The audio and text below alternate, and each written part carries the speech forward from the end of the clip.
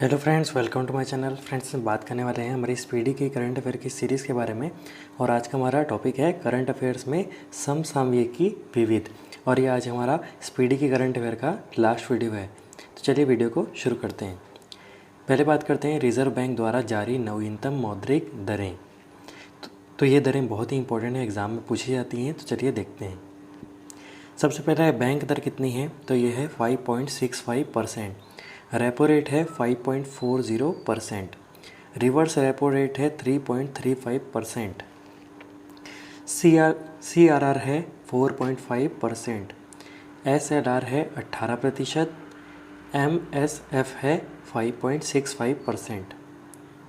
अब बात करते हैं नागरिकता संशोधन विधेयक। नागरिकता संशोधन बिल 2019 लोकसभा में 9 दिसंबर 2019 को तथा राज्यसभा में 11 दिसंबर 2019 को पारित हुआ। इस बिल द्वारा भारतीय नागरिकता अधिनियम 1955 में संशोधन किया गया।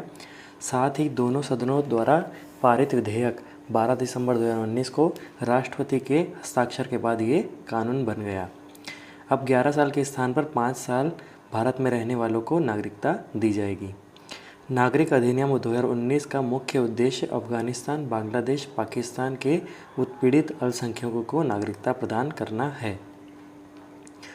CAA और CAB का फुल फॉर्म है सिटीज़न अमेंडमेंट एक्ट। और जब इसको कानून को पारित कर दिया गया तो ये पहले ये था सिटीज़न अमेंडमेंट बिल था, और जब राष्ट्रपति का हस्ताक्षर हो गया तो ये सिटीज़न अमेंडमेंट एक्ट बन गया।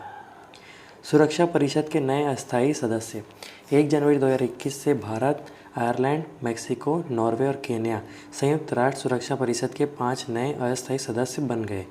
इनकी 2 वर्ष की सदस्यता 31 दिसंबर 2022 तक प्रभावी रहेगी।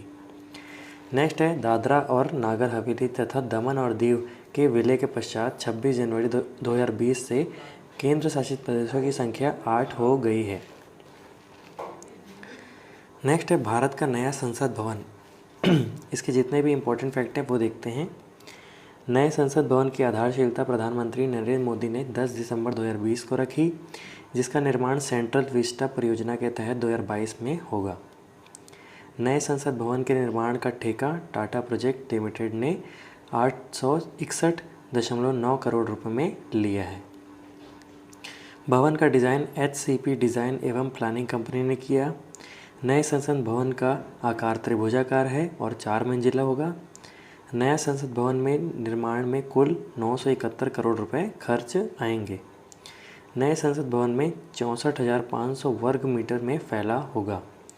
नए संसद भवन में संयुक्त सत्र में कुल 1224 लोग बैठ सकेंगे।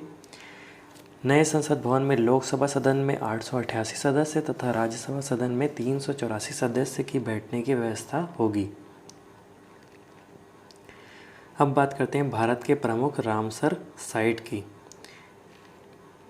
अब इसमें मैं आपको ये बताना चाहूँगा, भारत में वैसे ही बहुत सारे रामसर साइट है और इसमें जो इम्पोर्टेंट है वही आपको याद रखने हैं, सारे आपको याद नहीं रखने हैं, ठीक है। कुछ ही इंपॉर्टेंट होते हैं जिनका नाम सहित पूछ लिया जाता है, लेकिन ज़्यादातर तो सिर्फ यही पूछा जाता है कि टोटल रामसर साइट कितने हैं। तो मैं इस वीडियो में आपको सिर्फ इतना बताऊँगा कि भारत में कुल कितने रामसर साइट हैं। तो टोटल यहाँ पर आप देख सकते हैं 42 है।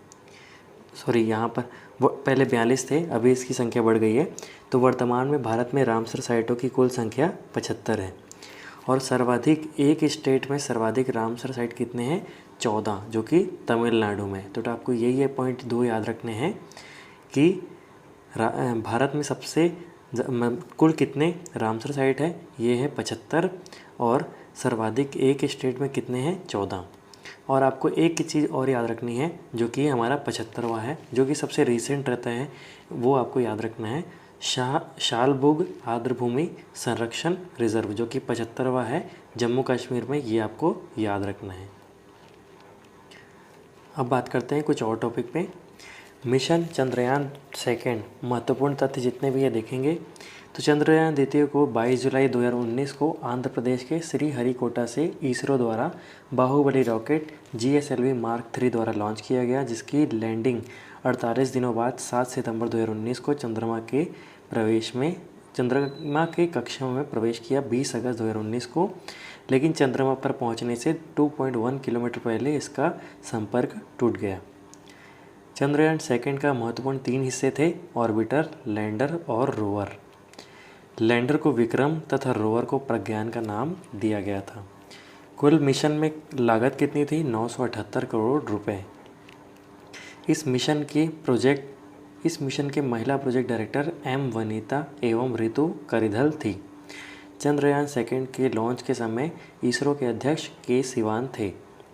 चंद्रयान मिशन 1 को 22 अक्टूबर 2008 को जी माधवन नायर की अध्यक्षता में इसरो द्वारा PSLV C11 से भेजा गया था।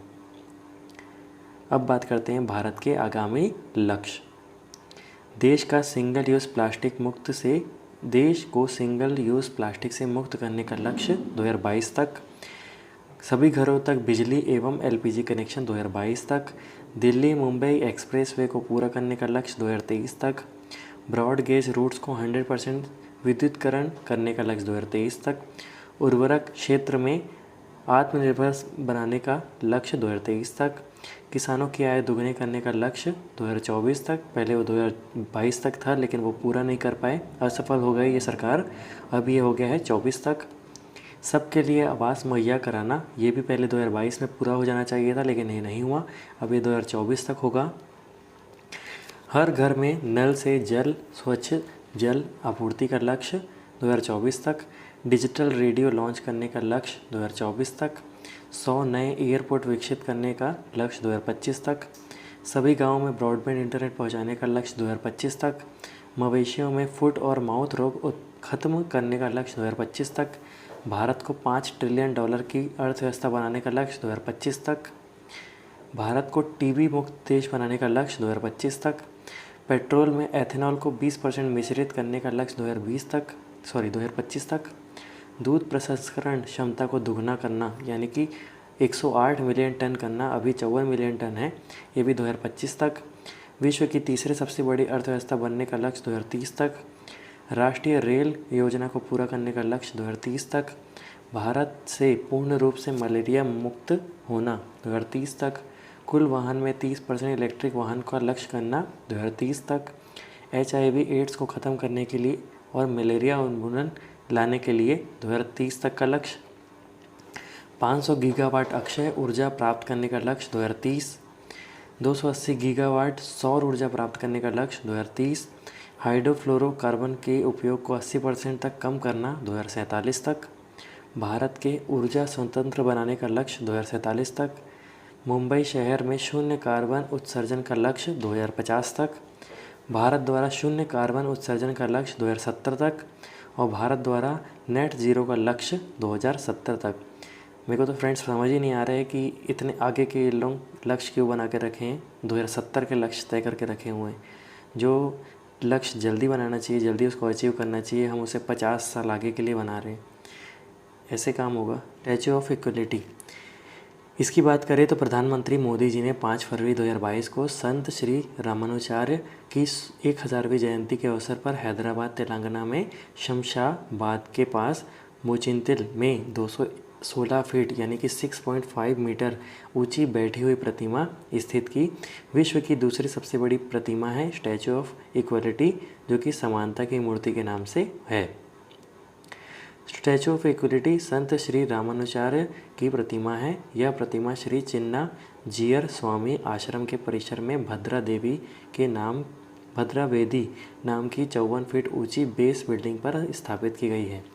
स्टैच्यू ऑफ इक्वलिटी 5 प्रकार की धातुओं से बनाई गई है। इसके निर्माण में कुल 1000 करोड़ रुपए का खर्च आया है। बैठी हुई मुद्रा में विश्व की सबसे ऊंची प्रतिमा थाईलैंड में बुद्ध की है। स्टैच्यू ऑफ यूनिटी के बारे में बात करते हैं। प्रधानमंत्री नरेंद्र मोदी ने 31 अक्टूबर 2018 को गुजरात के नर्मदा जिले में सरदार वल्लभ भाई पटेल की 143वीं जयंती पर 182 मीटर या 597 फीट ऊंची एक दुनिया की सबसे ऊंची मूर्ति का अनावरण किया। स्थान है साधु बेट द्वीप, सरदार सरोवर बांध के निकट, गरुडेश्वर बांध, नर्मदा जिला, गुजरात, भारत। आधार के साथ कुल ऊंचाई कितनी है? 240 मीटर। शिल्पकार कौन है? राम वी सुतार। एग्जाम में पूछ रहा है बार बार ये क्वेश्चन। निर्माण किसने किया? L&T ने, ये भी पूछा जाता है। और कुल लागत कितनी हुई? 2400 करोड़, ये भी एग्ज़ाम में पूछा जाता है। अतिरिक्त 650 करोड़ रख रखाव के लिए भी है, मतलब टोटल 3050 करोड़ रुपए इसमें खर्च किए गए हैं। भारत में लॉकडाउन कब कब हुआ, ये देख लेते हैं आप, ये भी एग्ज़ाम में पूछा जा सकता है। जनता कर्फ्यू हुआ 22 मार्च 2020 को हुआ प्रधानमंत्री के द्वारा। लॉकडाउन 1 कब हुआ? 25 मार्च से 14 अप्रैल 2020, 21 दिन का प्रधानमंत्री द्वारा। लॉकडाउन सेकेंड हुआ 15 अप्रैल से 3 मई 2020, 19 दिन का प्रधानमंत्री द्वारा। लॉकडाउन 3 हुआ 4 मई से 17 मई 2020, 14 दिन का गृह मंत्रालय द्वारा। लॉकडाउन 4 18 मई से 31 जून 2020, 14 दिन का गृह मंत्रालय द्वारा। और लॉकडाउन 5 1 जून से 30 जून 2020 तक गृह मंत्रालय द्वारा हुआ था, 30 दिन का। अब बात करते हैं भारत की किसान रेल। पहली किसान रेल की शुरुआत 7 अगस्त 2020 को महाराष्ट्र के देवताली से बिहार के दानापुर तक हुई। दक्षिण भारत की पहली, देश की दूसरी किसान रेल की शुरुआत 9 सितंबर 2020 को अनंतपुर आंध्र प्रदेश से आदर्श नगर दिल्ली तक हुई। 100वां किसान रेल की शुरुआत 28 दिसंबर 2020 को महाराष्ट्र के संगोला से पश्चिम बंगाल के शालीमार तक हुई। और 1000वां किसान रेल की शुरुआत 3 फरवरी 2022 को महाराष्ट्र के सावदा से दिल्ली के आदर्श नगर तक चली। तो फ्रेंड्स, कैसा लगा आपको वीडियो? अगर आपको वीडियो पसंद आया तो इस वीडियो को लाइक कीजिए। अगर आप हमारे चैनल पर नए हैं तो हमारे चैनल को सब्सक्राइब करके हमें सपोर्ट शो कर सकते हैं। आपको इस चैनल पर ऐसी रेगुलर वीडियोस मिलती रहेंगी जो कि एग्ज़ाम के लिए बहुत ही इंपॉर्टेंट है। तो मिलते हैं एक नए वीडियो के साथ, तब तक के लिए थैंक यू।